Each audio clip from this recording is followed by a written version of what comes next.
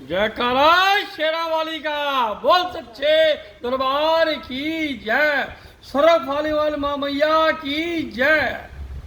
मैं इस मंदिर से सन 80 से जुड़ा हुआ था और माता की जो चमत्कार इस परिवार को मिले, मुझे मिले, हर बार यही मैं कहता था, माँ बस लेके चलना है। और बस में मैं जाता था माँ के साथ। एक बार मैंने बहाना लगाया वहां मथुरा में। आज भी श्याम बाबू कहते हैं कि ये प्रवीण खो गया था मथुरा में, तो माता ने ध्यान किया कि प्रवीण का बोला प्रवीण आ जाएगा, और मैं आ गया। और इस माता ने मेरे खूब जागरण किए हैं भगत सिंह चौक पे। माँ से मैंने जो भी मांगा वो मुझे मिला।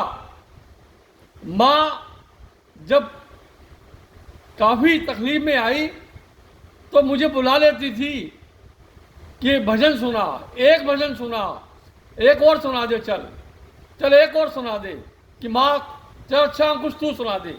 दोनों हम बाप बेटे माँ के पास आते थे। हर नराते की जो अष्टमी के वाले दिन, नवमी पे, मुझे माँ हर समय एक चांदी का सिक्का अपने खजाने से मुझे देती थी और मैं उसको गले में रखता था।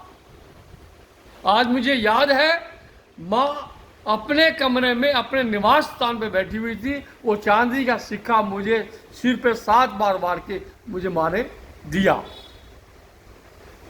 माँ का जब अंतिम समय था, श्याम भाई ने मुझे फोन किया कि भाई साहब माँ की तबीयत अब ज़्यादा खराब है, आपको दर्शन करने हैं तो आप कर लीजिए। मैं माँ के दर्शन करने आया। रात को 8 घंटे बाद ही समाचार मिल गया कि माँ यहाँ से चली गई है। माँ चली नहीं गई है, माँ यही है हमारी।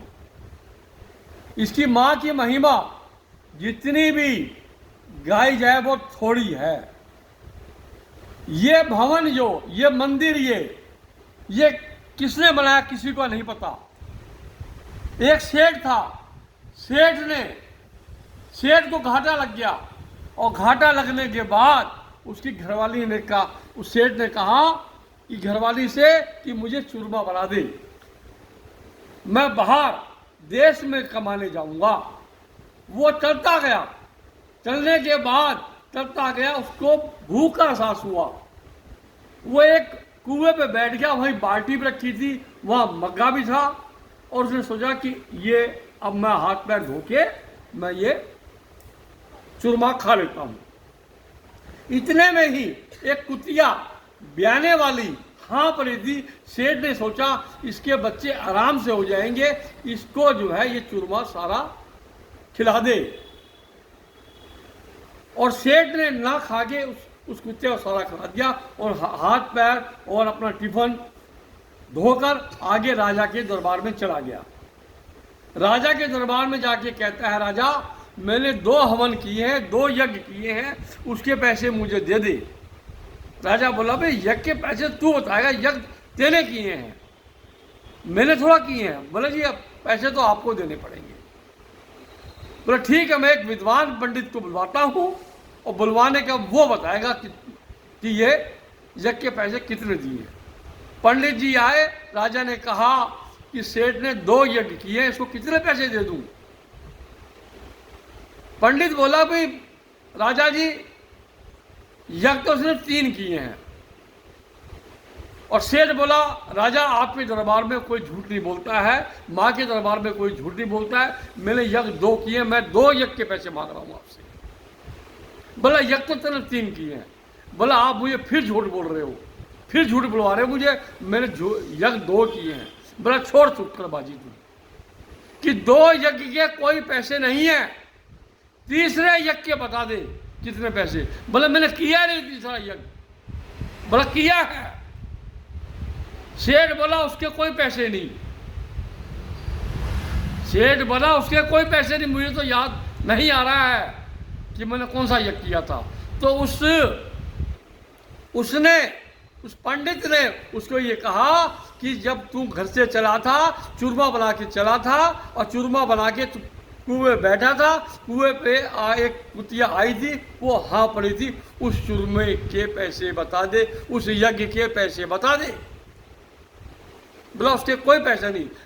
तो राजा बोला जब सेठ जब तुझे उस यज्ञ के पैसे नहीं है तो आज आजा इस कुर्सी पर, आधा राज्य से तेरा है। सेठ कहाँ और कहाँ वो बेचारा गरीब, कहाँ वो उसमें आ गया था, कर्जे में आ गया था। आज मेरी माँ वही है। मुझे जो तकलीफ हो रही है, मुझे आज जो इस बात का घाटा लग रहा है, माँ मेरी पूरी करेगी आशा। मुझे विश्वास है इस बात पे कि मेरा घर, मेरी दुकान, मेरा कर्जा, मेरी समाज में जो इज्जत थी, माँ बाप की इज्जत, मैं उसको दोबारा लाना चाहता हूँ। मैं माँ के दरबार में यही कह रहा हूँ। बोल सच्चे दरबार की जय।